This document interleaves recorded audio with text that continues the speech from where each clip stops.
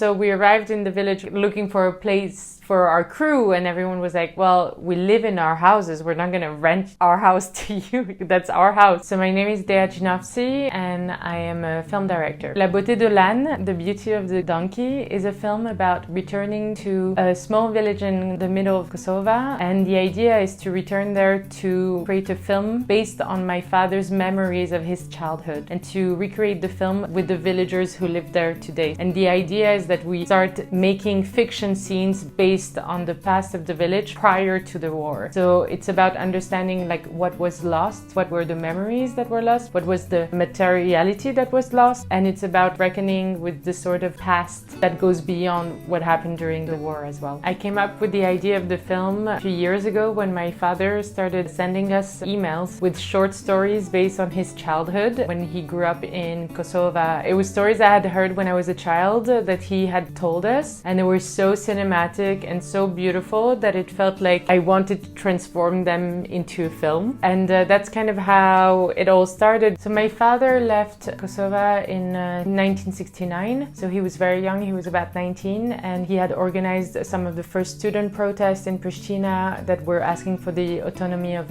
Kosovo. The police was looking for him, and so he had to escape the country. As he was leaving, he thought he would come back, but he actually didn't come back for decades. He ended up in a refugee camp in Italy and then sought asylum in Switzerland. When you make a film, there's really that big responsibility related to logistics and production, and we're filming in a village where like there was no movie making. Like we had to create everything, we had to cast people there, we had to build a stage where like the fiction scenes would be. At first I was like, okay, we're just gonna go and we're gonna find places where people can sleep, we're gonna do the casting, etc. So we arrived in the village looking for a place for our crew, and everyone was like, well, we live in our houses, we're not gonna rent our house to you, that's our house. Maybe if you have like a spare room or whatever. Finally, like, you know, one family said yes, and then another one said yes, and then another one, and it kind of opened up the village, because afterwards like we were casting children, and so we would speak to the parents, and so little by little we just were present. The last time we went there was to organize the last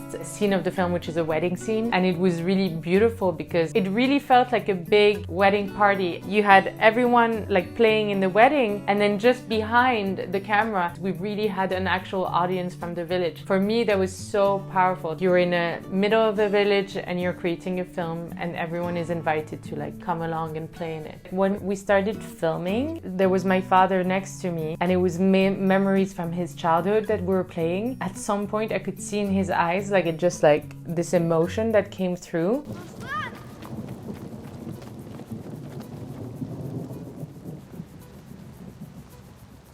Like he could see himself again in this little boy that was like playing him. He could remember like all these events from his childhood. That was the beauty also of the film, and this is why in the film there's so much documentary, and we're documenting the behind the scene of how the film was made, because I think it was in these encounters between the present and the memory. During the film we started investigating a bit more what happened to my grandmother during the war. She's one of the forced disappeared people in Kosovo. There's currently still 1,600 people missing from Kosovo. There has been a lot of search in the past few years, also with mass graves in Kosovo, in Serbia, and it's an ongoing process. And going through that process with my father was really emotional. I think this is when I kind of even forgot we were making a film, and I was really just present in what we're finding out and understanding also the scope of what it means to look for a missing body 25 years after a war, like what it actually means. And so in my film I hope that there's a sort of slowing down and reflection on the legacies of that violence, on the legacies of occupation, on the legacies of